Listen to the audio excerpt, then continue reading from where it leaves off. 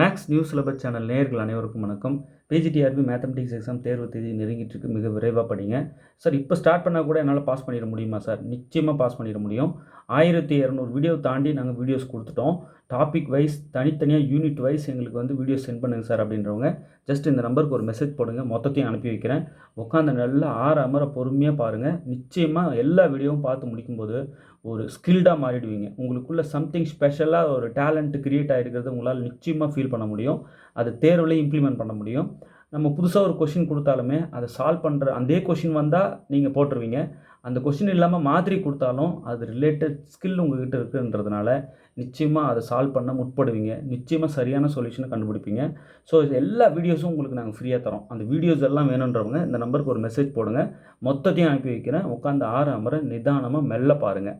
அப்புறம் இது இல்லாமல் ஃபுல் செட் மெட்டீரியல் அவைலபிளாக இருக்குது. அந்த ஃபுல் செட் மெட்டீரியல் வாங்கி ஒரு கோத்ரூ பண்ணிடுறது பெட்டர். ஏன்னா எல்லோரும் ஒரு 80, 90 இப்படி வந்துடுறாங்க. 110 கிராஸ் பண்ணணுன்றவங்க நிச்சயமாக நாங்கள் கொடுக்குற மெட்டீரியலில் ஒரே பேஜ் சிங்கிள் ஷீட் விடாமல் நல்லா புரிஞ்சுட்டு படிக்கணும். திரும்ப சொல்கிறேன், புரிஞ்சுட்டு படிக்கணும். அப்போ தான் உங்களால் வந்து 110 மார்க்கை 110 வந்து தொடவே முடியும். மேக்ஸ் மேஜரில் வந்து ஒரு 100க்கு மேலே நம்ம எடுத்துடணும். அந்த அளவுக்கு நம்ம வந்து சப்ஜெக்ட் டெப்த்தாக இறங்கி அடின்னு அடிக்கணும். ஸோ ஃபுல் செட் மெட்டீரியல் வந்து நம்ம வாங்க ட்ரை பண்ணுங்கள் சார். என்னால் ஃபுல் செட் மெட்டீரியல் வாங்க முடியலன்றவங்க ஒரு 2 புக்கு அவசியம் பார்த்தாகணுன்ற ஒரு 2 புக்கு தரேன். அந்த 2 புக்கு வேணுன்றவங்க இந்த நம்பருக்கு வந்து காண்டாக்ட் பண்ணுங்கள். உங்களுக்கு அந்த 2 புக்கும் தரேன். ஒரு book TN set previous year solved questions எல்லாம் பிஜிடிஆர்பிக்கு வருது. ஸோ அது வந்து 194 பேஜஸ் வருது. அதுக்கப்புறம் பிஜிடிஆர்பிக்குன்னு ஒரு 213 பக்கம் ஒரு புக்கு போட்டிருக்கேன். இந்த 2 புக்கும் ஃபுல் செட்டு மெட்டீரியல் வாங்குறது தான் பெட்டர். அதில் எந்த மாற்று கருத்தும் இல்லை. அட்லீஸ்ட் அதை வாங்க முடியலன்றவங்க இது 2வது வாங்கி ஒரு புரட்டிக்கிங்க. நான் இந்த 2 புக்கில் இருக்கிற ஒரு கொஷினை விடாமல் படிச்சிட்டேன் சார் அப்படின்னா ஒரு தனி கான்ஃபிடென்ட்டு உருவாகிறத நீங்களே பெட்டராக ஃபீல் பண்ணலாம். ஒன்று அந்த கொஷின் வரும், இல்லை அந்த மாடலாவது வரும். நீங்கள் ட்ரை பண்ணி சொல்யூஷன்ஸ் ஃபைண்ட் அவுட் பண்ணிடலாம். இது எல்லாத்தையும் விடவும் எங்களோடது 1200 வீடியோ தாண்டிட்டோம். 1300 வீடியோ தொட போகிறோம். ஸோ 1300 வீடியோவும் ப்ளே பண்ணி பார்த்துட்டிங்க அப்படின்னா நீங்கள் எங்களுக்கு கற்றுக் கொடுப்பீங்க. அந்த அளவுக்கு ஸ்கில்டாக மாறிடுவீங்க. ஸோ எல்லா வீடியோஸும் பாருங்கள். ஓகே, இப்போ நியூமெரிக்கல் அனாலிசிஸில் எக்கச்சக்கமான ப்ராப்ளம்ஸ் வீடியோ போட்டோம். அந்த பிளேலிஸ்ட்டு முதல்ல அனுப்புங்க சார் அப்படின்னு கேட்டு வாங்கி நியூமெரிக்கல் அனாலிசிஸ் எல்லாத்தையும் ஒரு வாட்டி பாருங்கள் சார். நியூமெரிக்கல் அனாலிசிஸ்க்குன்னு தனியாக மெட்டீரியலில் அந்த பிஜிடிஆர்பி 213 பக்கம் மெட்டீரியல் ஆட் பண்ணிட்டீங்களா? எஸ், ஆட் பண்ணிட்டேன். ஒரு 70 கொஸ்டின்ஸ் இருக்கும். டைரெக்டாக தியரி கொஸ்டின்ஸ்க்கு ஆன்சர் இருக்கும். அதுக்கப்புறம் சால்வ் பண்ண வேண்டியது சால்வ் பண்ணியும் பின்னாடி அட்டாச் பண்ணியிருப்பேன். ஸோ இந்த மாதிரி எல்லா யூனிட்டுக்கும் இருக்கா ஒரு 75%, 80% சிலபஸ் கவர் ஆகிற அளவுக்கு வந்துடும் இந்த 2 புக்கும். ஸோ இந்த 2 புக்கு வெரி மஸ்ட்டு. ஒருத்தர் விடாமல் வாங்கி நான் என்ன தான் பெரிய ஜாம்பவன் அப்படின்னாலுமே இந்த 2 புக்கு கொஞ்சம் பார்த்துக்கிறது பெட்டர். எஸ், இதெல்லாம் நமக்கு தெரியும் தான் அப்படின்னு இருந்தால் எனக்கு ஒரு சாட்டிஸ்ஃபேக்ஷன். ஓகே, தெரியுதுன்றாங்கன்னா சந்தோஷம் அப்படின்னு. இல்லை சார், நான் வாங்கினதில் ஒரு சில விஷயங்கள்லாம் புதுசாக கற்றுக்கிட்டேன் அப்படின்னாலும் சந்தோஷம். இதில் என்ன வேடிக்கைன்னா இந்த 2 புக்லெட்டுக்கும் வீடியோ கொடுத்துட்டேன். வீடியோ வந்து நீங்கள் தேடி பார்த்து பொறுமையாக பார்க்க டைம் இல்லாதவங்க பட்டு திருப்பி பார்த்துட்டிங்கன்னா நிறைய வீடியோஸ் பார்த்த ஒரு ஃபீல் இருக்கும். ஸோ டைம் ஸ்பெண்ட் பண்ணணும் இல்லையா ஒவ்வொரு வீடியோவுக்கும். இது பட்டுன்னு புரட்டிடலாம். 1-2 ப்ராப்ளம் புரியல அப்படின்னா இந்த 2 புக்லெட்லேயும் அந்த வீடியோ பர்டிகுலராக எந்த பாடம் அது எந்த பிளேலிஸ்ட்னு போயிட்டு உள்ளே அதை பார்த்துக்கிட்டிங்கன்னா உங்களுக்கு நல்லா புரியும். முதல்ல வீடியோஸ் வந்து ஃப்ரீயாக கொடுத்துறோம். அந்த வீடியோஸ் வாங்கிக்கோங்க.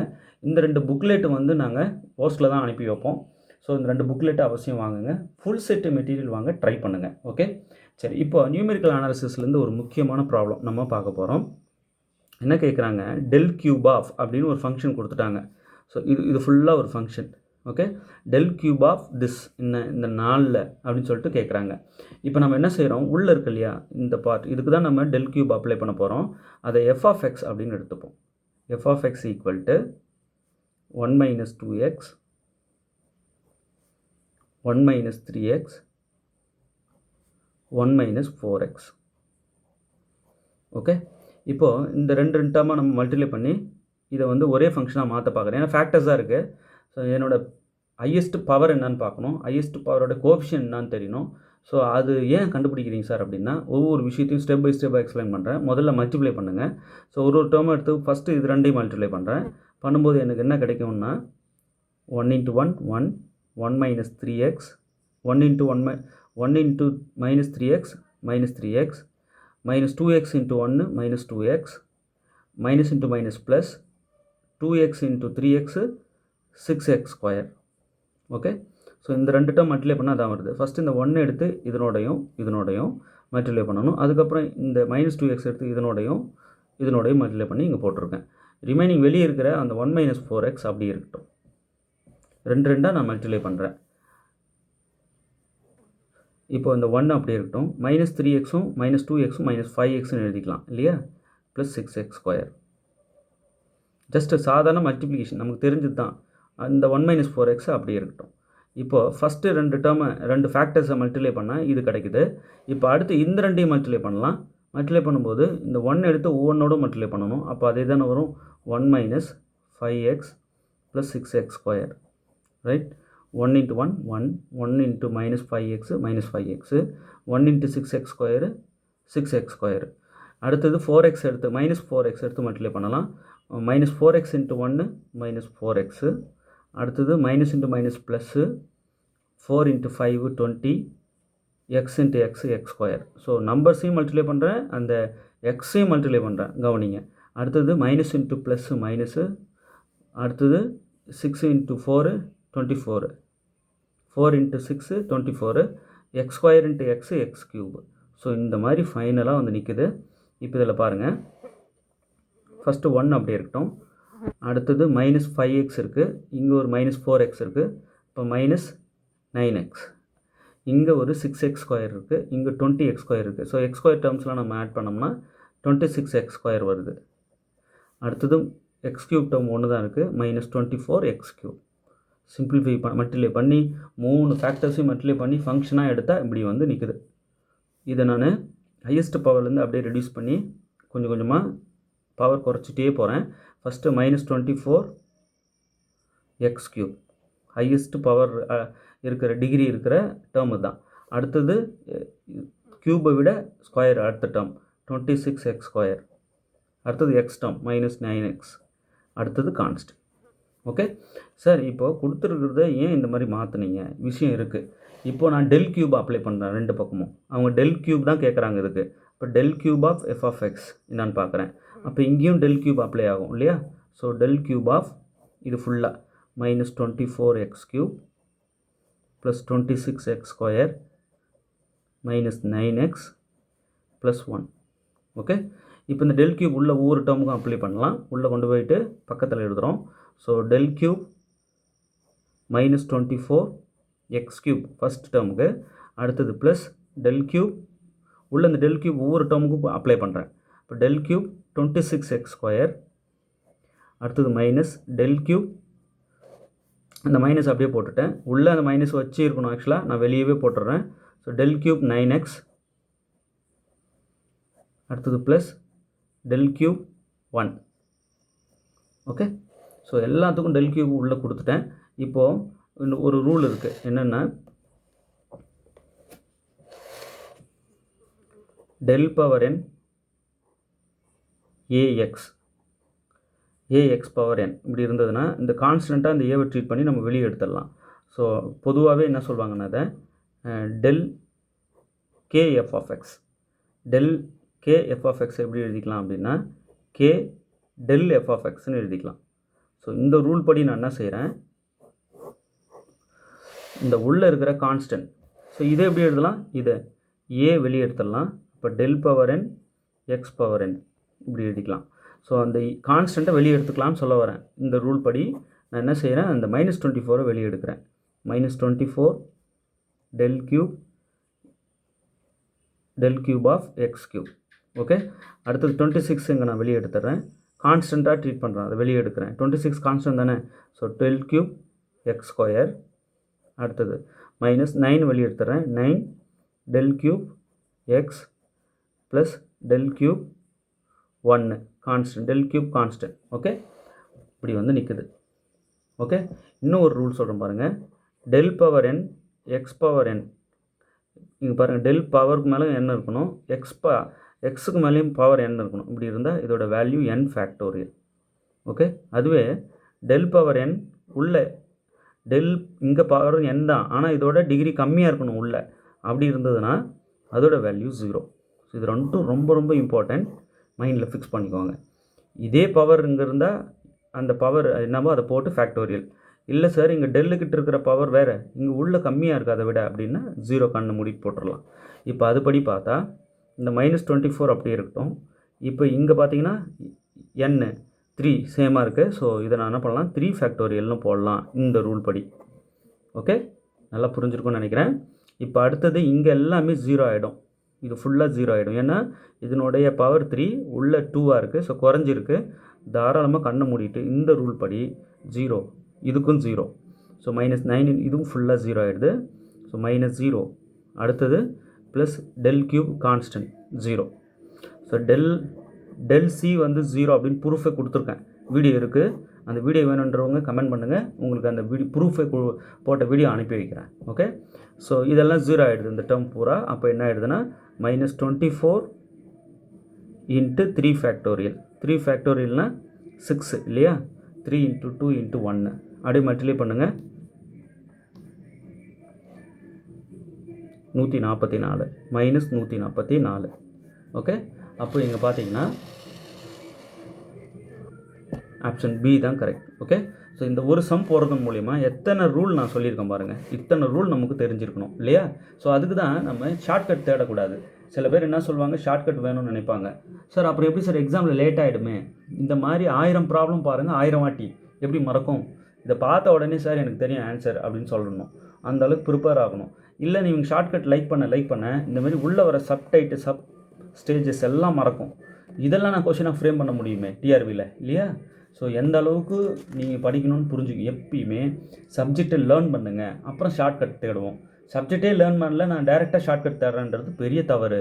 நிறைய அடிப்படை கணித கருத்துக்கள் அடிபட்டு போயிடும் ஷார்ட்கட் தேடினீங்கன்னா. ஓகே, சரி. இப்போ இதில் நான் சொன்ன விஷயங்கள்லாம் என்னென்ன, del power n x power n இருக்கு இல்லையா? இது n ஃபேக்டோரியல்னு சொன்னேன். அடுத்து இன்னொன்று சொன்னேன், del power n x power n - 1 0ன்னு சொன்னேன் இல்லைங்களா? அடுத்து del of K f of x, என்ன கேவை வெளியே எடுத்துடலாம் இல்லையா? என்னே வச்சுக்கோங்க, உள்ள டெல் பவர் என்னே இருக்கட்டும், அப்படி இருந்தாலுமே கேவை வெளியே எடுத்துடலாம். So K del power n f of x. Okay, அடுத்து இன்னொன்று என்ன சொன்னேன், டெல் ஆஃப் சி வந்து constant.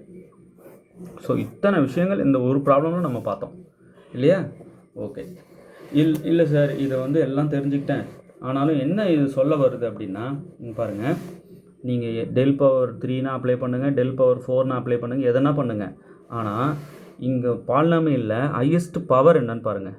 X into x X square, X square into x X cube. அதோட கோஎஃபிஷியன்ட் என்னன்னு பாருங்கள்.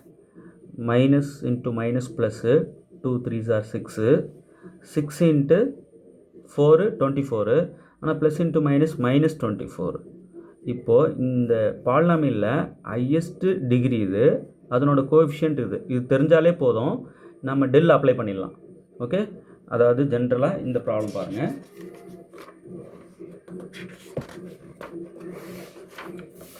இந்த ப்ராப்ளம்னு சொல்ல வர்றதே அதான்.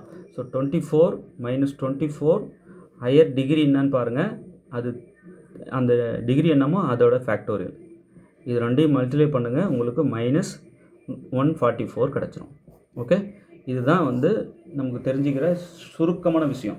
ஓகே, ஸோ எந்த பாலினாமியல் கொடுத்தாலும் அதோடைய டேர்ம்ஸ் எல்லாம் மல்டிப்ளை பண்ணி அதோட ஹையஸ்ட் டிகிரி என்னன்னு பாருங்கள், ஹையஸ்ட் டிகிரியோடைய கோஎஃபிஷியன்ட் என்னன்னு பாருங்கள்.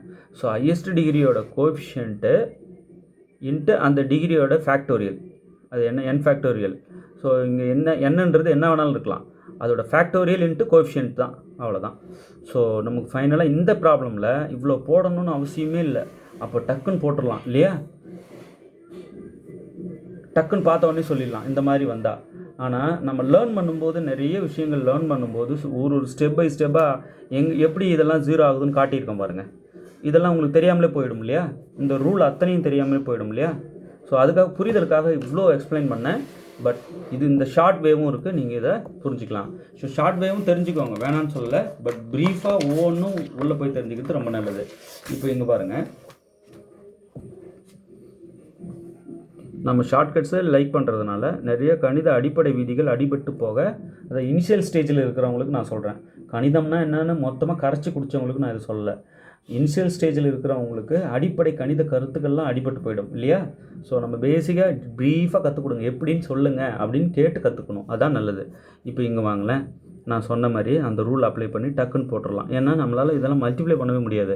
இங்கே பாருங்கள், முன்னாடி இருக்கிற நம்பர் எம், இந்த எக்ஸோட கோஎஃபிஷியன்ட் மைனஸ் எம், எக்ஸ் ஸ்கொயரோட கோஎஃபிஷியன்ட் மைனஸ் என், எக்ஸ் கியூபோட coefficient minus P, X power 4ஓட கோஎஃபிஷியன்ட் மைனஸ் கியூ. இது எப்படி நம்ம இங்கே முன்னாடி மல்டிப்ளை பண்ண மாதிரி ரெண்டு டேர்ம் மல்டிப்ளை பண்ண முடியுமா? ஸோ மல்டிப்ளை பண்ணி எடுத்தால் எவ்வளோ பெரிய பாலினாமியல் வரும். ஸோ இப்போ நான் சொன்ன ஒரு ரூலை ஃபாலோ பண்ணுவோம். என்ன சொன்னேன்? ஹையஸ்ட் டிகிரியோட கோஎஃபிஷியன்ட் வேணும் இல்லையா? முதல்ல நான் எழுதிக்கிறேன். Del power 10 1 minus mx 1 minus nx square 1 minus px cube 1 minus qx power 4. இப்போது இந்த பவர் எல்லாம் ஃபுல்லாக மல்டிப்ளை பண்ணுறோம். மல்டிப்ளை பண்ணும்போது அந்த கோஎஃபிஷியன்ஸும் மல்டிப்ளை ஆகணும் இல்லைங்களா? மல்டிப்ளை ஆகணும், அதான் மறந்துடக்கூடாது. ஆட் ஆகலை, மல்டிப்ளை ஆகணும். இங்கே X power 4 X power 7 multiply ஆகும்போது அந்த பவர் ஆட் ஆகும். 7 எக்ஸ் பவர் 9 எக்ஸ் பவர் 10 வருது. அப்போது இதை நம்ம வந்து ஆன்சர் வேணும்னா இந்த முன்னாடி இருக்கிற கோஎஃபிஷியன்ஸ் எல்லாம் மல்டிப்ளை பண்ணிவிட்டு M minus into minus plus, இங்கே மைனஸ் இன்ட்டு மைனஸ் ப்ளஸ்ஸு, எல்லாம் ப்ளஸ் ஆகிடுது. M N P Q. So எல்லாம் மல்டிப்ளை பண்ணும்போது ஹையஸ்ட் டிகிரியில் எம் வரும், என் வரும், பி வரும், கியூ வரும். ஹையஸ்ட் டிகிரியோட கோஎஃபிஷியன்ஸ் ஃபுல்லாக இந்த மாதிரி வரும். இப்போ ஹையஸ்ட் பவரோட கோஎஃபிஷியன்ட் ஹையஸ்ட் பவர் என்னன்னா 10 வரும், எக்ஸ் பவர் 10. ஓகே, ஸோ இந்த டேர்ம் எல்லாம் எப்படி மல்டிப்ளை ஆகும் இல்லையா ஃபைனலாக? அப்போட கோஎஃபிஷியன்ஸும் மல்டிப்ளை ஆகும் இல்லையா? அப்போது மைனஸ் இன்ட்டு மைனஸ் ப்ளஸ், இங்கேயும் plus into minus, minus into minus plus. So plus வந்துடுது. மற்ற டேர்ம்லாம் நமக்கு தேவையே இல்லையே. இப்போ இந்த மாதிரி வந்துடுது. இதற்கு நாம் டெல் பவர் 10 அப்ளை பண்ணோம்னா என்ன வரும்? இந்த coefficient M N P Q del power 10 x power 10 வரும். மற்ற டேர்ம்லாம் 0 ஆகிடும். ஏன்னா இதை விட டிகிரி கம்மியாக தானே இருக்கும். டெல் அப்ளை பண்ணும்போது 0 ஆகிடும். அப்போ என்ன ஆகும்னா இங்கே எம் என் பி கியூ, இதுக்கு என்ன சொன்னேன்? X del bar n x bar n equal to n factorial. இந்த ரூல் படி இதை 10 ஃபேக்டோரியல்னு எழுதிக்கலாம். ஓகே, இப்போது M N P Q into 10 factorial இங்கே எங்கே இருப்பாருங்க? இப்போ டெல் பவர் 10 இந்த ஃபங்க்ஷனுக்கு நம்ம அப்ளை பண்ணோம்னா அந்த ஹையஸ்ட் டிகிரி என்னன்னு தெரிஞ்சால் போதும். அந்த பாலினாமியலுக்கு ஹையஸ்ட் டிகிரியும் அதோட கோஎஃபிஷியன்ட்டும் தெரிஞ்சால் போதும், ஆன்சரை சொல்லிடலாம் அந்த டெல் பவர் 10 அப்ளை பண்ணி. Option B. ஓகே, நல்லா புரிஞ்சிருக்கும்னு நினைக்கிறேன். தயவுசெய்து பல வாட்டி போட்டு பாருங்கள். சார் இதே ரூலை இந்த ப்ராப்ளமும் அப்ளை பண்ணி டக்குன்னு நான் சொல்லிடலாம் இல்லையா? எஸ், சொல்லிடலாம். பட் எப்படி வந்ததுன்னு இவ்வளோ நேரம் சொல்லிகிட்டு இருந்தேன். ஒவ்வொரு ஸ்டெப்புக்கும் அந்த டெல் அப்ளை ஆகி என்ன ஆகுதுன்னு சொல்லிகிட்டு இருந்தேன். ஓகேங்களா? எப்படி அப்ளை பண்ணலாம் அப்படியே பாருங்கள்.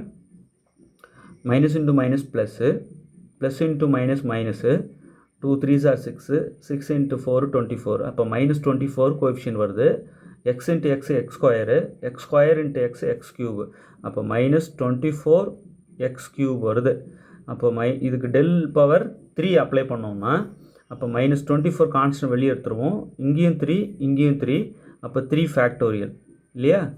அப்போது இது வந்து 3 ஃபேக்டோரியல் வந்து 9, 3 ஃபேக்டோரியல்ன்றது 6, 6 இன்ட்டு மைனஸ் 24 வந்து நமக்கு மைனஸ் 144. ஓகே, பாருங்கள் 6 இன்ட்டு மைனஸ் 24 வந்து மைனஸ் 144. ஸோ இதுதான் நான் ப்ரீஃபாக போட்டு காமிச்சிருக்கேன். டேர்ம் மல்டிப்ளை பண்ணுறது உட்பட எல்லாத்தையும் சொல்லியிருக்கேன். ஓகே, நல்லா புரிஞ்சிருக்குன்னு நினைக்கிறேன். தொடர்ந்து நம்ம சேனல் வாட்ச் பண்ணிகிட்டே வாங்க. அடுத்தடுத்து நிறைய ப்ராப்ளம்ஸ் வீடியோ கொடுப்பேன். பெரிய பலனாக இருக்கும். தேர்வில் வெற்றி பெற வாழ்த்துக்கள். தேங்க்யூ.